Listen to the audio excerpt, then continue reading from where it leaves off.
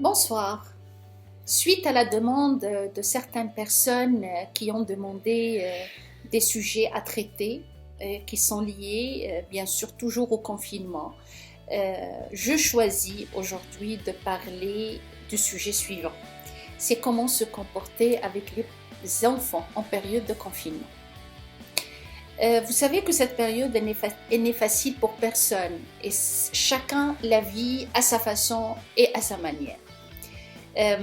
On a beau à dire que c'est une chance cette période de confinement parce qu'on a la perle rare, celle qu'on n'a pas tout le temps. Eh bien, c'est le temps. Le temps de faire ce qu'on veut, le temps de faire ce qu'on aime, le temps de gérer nos priorités de vie, et le temps de mettre un peu de ménage dans nos idées et dans notre façon de voir les choses, etc., etc. Mais il y a certaines personnes qui vivent mal, et c'est un fait, qui vivent très très mal cette période. Ils la vivent dans la mélancolie, ils la vivent dans l'anxiété, ils la vivent dans la tristesse, ils la vivent même dans la dépression. Rien que ce matin, j'étais obligée de sortir pour aller chercher un médicament pour mon fils et en discutant avec le pharmacien, il m'a dit qu'on n'a jamais autant vendu c'est-à-dire de médicaments antidépresseurs c'est-à-dire comme cette période.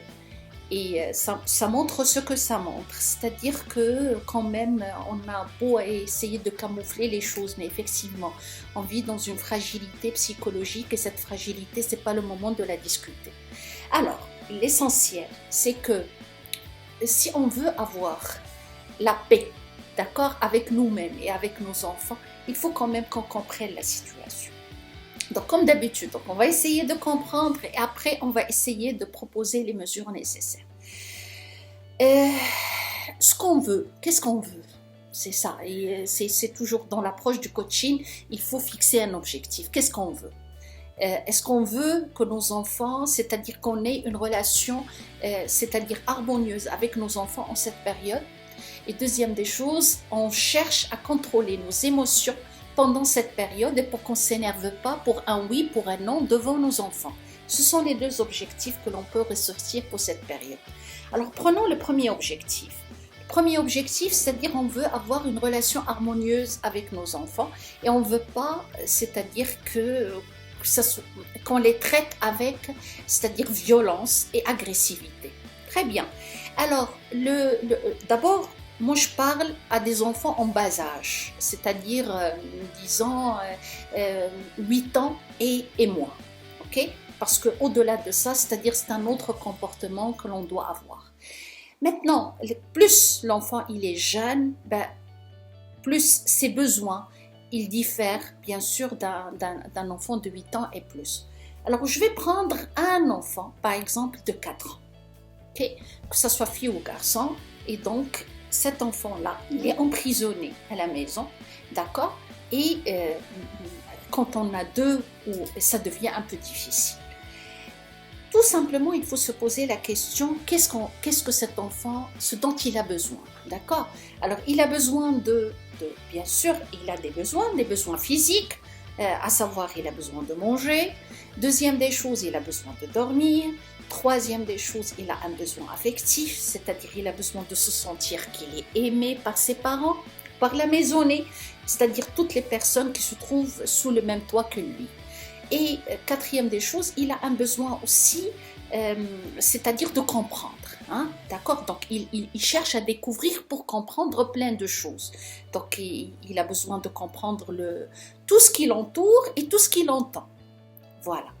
Alors, ce sont ces 4 besoins. À plus ça augmente, plus il y a des besoins aussi qui s'installent. Donc, par exemple, un enfant de 6 ans, de 7 ans, il est déjà à l'école, donc il a des exercices à faire, il a des cours à faire, il a besoin de comprendre les consignes de sa maîtresse sur WhatsApp ou selon l'application que l'on utilise, etc., etc. Et donc, il a besoin aussi d'avoir un moment pour jouer lui seul, sans qu'il y ait l'implication des parents. Alors, tous ces besoins-là, il faut leur trouver une place dans la journée. Est-ce que c'est clair? Moi, je comprends, je suis maman, D'accord? Et j'ai mes sœurs qui étaient mamans et qui le sont toujours. Moi, je parle, c'est-à-dire de cette période. C'est-à-dire qu'à un certain moment, ils se sont occupés des enfants pendant une période bien déterminée. Et j'ai des amis mamans, donc je sais de quoi je parle. Nous, on cherche toujours à avoir des enfants qui sont des statuettes.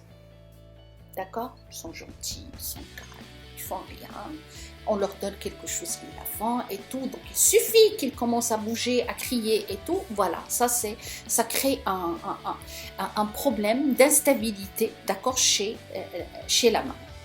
Alors, mon conseil à ce niveau, c'est quoi? C'est de faire en parallèle que nos besoins à nous, c'est-à-dire on a besoin d'un moment de répit et de se sentir bien, on doit les coïncider avec les besoins des enfants. Vous allez me dire comment on va faire. Alors, comment on va faire? On va créer un emploi du temps qui lie les deux ou qui joint l'utile à l'agréable. Très bien. Par exemple, prenons le premier besoin des enfants, ce qu'on a dit, c'est un besoin physique. D'accord? C'est de, par exemple, manger. Et vous, les mamans, c'est sûr que vous allez rentrer à la cuisine pour préparer à manger. D'accord? On ne vous demande pas de les inviter tout le temps, mais au moins de les inviter de temps à autre pour faire des repas ensemble. Préparer un gâteau ensemble, préparer une glace ensemble, préparer des choses qu'ils aiment. D'accord? Vous n'allez pas leur demander de préparer le tagine, à moins que c'est ce qu'ils aiment. Mais au moins, leur demander, par exemple, de préparer, je ne sais pas moi, une pizza, des pâtes, quelque chose, c'est-à-dire un gâteau, un flan. L'essentiel, c'est il faut que ce soit un repas ou quelque chose, d'accord, qu'il adore manger, et donc ce serait un plaisir pour eux de le préparer. Ça, c'est la première des choses. Donc au moins, vous joignez l'utile à l'agréable, c'est-à-dire vous les faites occuper, mais en même temps, ils font quelque chose d'intéressant et qui coïncide avec ce que vous voulez faire. À ce moment-là, il faut se préparer psychologiquement. Un enfant, ça reste un enfant. Il a besoin de jouer avec la farine, il a besoin de jouer avec les ustensiles de cuisine, il a besoin de faire des dessins partout. D'accord? Alors ne restez pas dans ce cadre-là, comme quoi que la cuisine, elle doit être nickel et tout. Elle sera nickel. Vous aurez le temps de la laver, de la nettoyer et tout ça. Mais profitez de ce moment-là. Et c'est le point d'ancrage. D'accord? S'il vous plaît, prenez le temps de profiter de vos enfants pendant le moment où vous êtes. Ne cherchez pas qu'il faut que je sois un de ces jours prête à le partager avec eux. Le temps passe et ça passe vite et après ils vont grandir et quand ils vont arriver à l'âge de l'adolescence, ils n'ont plus besoin de vous. Vous n'aurez aucune place dans leur vie à part bien sûr un espace d'encadrement, pas plus que ça. Pendant cette période, ils ont besoin de leurs amis surtout, d'accord, pour créer leur sphère. Et donc, profitez de ce moment-là où eux, ils ont besoin de vous. C'est là où vous pouvez tisser de bonnes relations de communication avec eux. Et c'est comme ça que vous allez préparer le terrain pour l'adolescence pour qu'il y ait encore un moment de partage. Comme ça, ils vont vous considérer leurs amis et ils ne vont pas vous expulser de leur sphère. Donc pendant ce moment-là, ne pensez pas à la cuisine, pensez à votre relation. Ne pensez pas à une cuisine bien lavée, mais pensez à une relation saine entre vous et vos enfants. Alors ça, c'est pour les besoins physiques, d'accord? Alors qu'on a dit que pour les besoins physiques, il y a aussi le sommeil, c'est-à-dire dormir. Donc dormir la nuit et bien sûr, pourquoi pas des petites siestes. Alors pour la nuit, donc aussi bien pour vous que pour eux, il faut vraiment se fixer des heures raisonnables pour dormir. Il ne faut pas rester jusqu'à 1h, 2h du matin pour tout le monde parce qu'on est en vacances, parce que ce n'est pas une période de vacances. C'est ça ce que vous devez comprendre. Parce que s'il y a des enfants qui sont à l'école, ils ont un emploi du temps, ils ont des cours qu'ils reçoivent chaque jour et donc ils ont besoin de dormir pour que le lendemain, il faut qu'ils soient alors, c'est-à-dire prêts à recevoir. Sinon, pour les c'est-à-dire s'ils n'ont pas de cours, mais quand même pour leurs besoins physiologiques et pour leur croissance, ils ont besoin de dormir quand même suffisamment et à des heures qui sont normales. Donc fixez-vous des heures normales et montrez-leur que vous aussi vous allez dormir, même si vous n'allez pas le faire, mais au moins regardez vos chambres le temps ils se mettent au lit, puis après faites ce que vous voulez. Donc il faut qu'il y ait quand même un ordre à ce niveau. On ne vous demande pas de dormir à 8h et à 9h, mais quand même ne dormez pas à 1h ou à 2h du matin. Donc il faut qu'il y ait quand même un équilibre. Pour les siestes, Alors pour les siestes, il faut les imposer parce que c'est aussi important pour vous que pour eux, d'accord? Donc c'est important d'avoir ce moment-là de repos. Si vous passez une matinée qui est un peu chargée, entre si les enfants ils reçoivent des cours, si vous êtes à la cuisine, si vous êtes au télétravail, peu importe votre occupation, l'essentiel c'est que vous faites des choses intéressantes et donc vous avez besoin d'un moment de repos. Ne serait-ce que 15 minutes, 20 minutes, l'essentiel c'est de se recharger les piles. Voilà, ça c'est pour les besoins physiologiques, à savoir dormir et manger. Voilà. Autre chose, donc toujours dans le cadre du bien-être, et ça se rapporte à des besoins physiologiques, c'est bouger. Alors si vous voyez maintenant, tout le monde parle du sport à l'intérieur de la maison, c'est des workouts at home, tout le monde en parle, beaucoup de vidéos, d'accord, la promotion, la pub à la télé, dans les réseaux sociaux, partout. Parce que c'est vrai qu'on a besoin de bouger pour vider les toxines, pour se libérer le corps, pour se sentir bien en quelque sorte. Alors pourquoi vous allez le faire seul? Pourquoi les enfants ils vont le faire seuls? Pourquoi vous ne le faites pas ensemble? Ça serait une séance familiale, d'accord? Il y a plein de vidéos de zumba, de gym, d'aérobic, de musculation, de stretching, de ce que vous voulez, d'accord? Vous pouvez les mettre sur le YouTube et allez, on se met dans une tenue relax et puis tout le monde va jouer, tout le monde va faire son plein d'énergie, d'accord? En s'amusant, en rigolant, en grimaçant, en faisant ce qu'on veut, mais l'essentiel c'est se sentir bien et de passer un moment authentique en famille, se prendre des photos pour garder des souvenirs de ce moment-là. Et donc c'est quelque chose que vous allez partager aussi avec eux, ça va leur faire du bien. Et aussi ça va vous permettre vous aussi de vous libérer de toutes les émotions négatives et de vous recharger avec des émotions positives. Ok? Vous voulez regarder un film, d'accord, il y a des films que vous pouvez voir seul ou avec votre mari ou l'inverse, mais il y a aussi des films que vous pouvez voir en famille et ça va faire le bien pour tout le monde. D'accord? Faites-leur plaisir et aussi faites-vous plaisir parce que aussi il y a des films en famille qui sont très très bien. Écoutez de la musique ensemble, lisez une histoire ensemble. L'essentiel c'est de faire c'est-à-dire des activités ensemble. Ça va vous réconforter, ça va et ça va aider les enfants à se sentir bien parce qu'ils vont sentir que leurs parents ils sont proches d'eux et qu'ils sont en train de passer des moments très agréables avec eux. Comme je vous ai dit, les enfants ils passent à un moment où ils ont besoin de comprendre et de découvrir, d'accord? Accompagnez-les pendant cette période-là. Donc, je donne un exemple. Maintenant, tout le monde parle de Corona. L'enfant, il entend parler de Corona. Peut-être il sait quelque chose, mais il ne sait pas beaucoup de choses. Peut-être c'est le moment d'écouter un documentaire sur la question.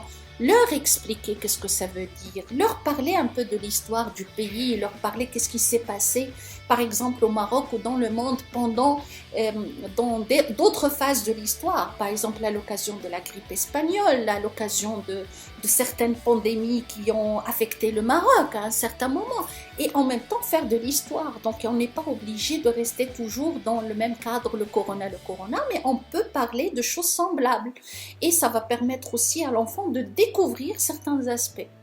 Alors, ça c'est à un certain niveau, c'est comme ça. Et puis pour les enfants qui ont un emploi du temps, il faut faire avec eux un emploi du temps qui est, c'est-à-dire correct, qui va respecter les exigences de l'école, mais aussi la façon d'apprendre pour les enfants. Et bien sûr, si vous en avez besoin, je pourrais faire une autre vidéo sur la gestion du temps pour les enfants.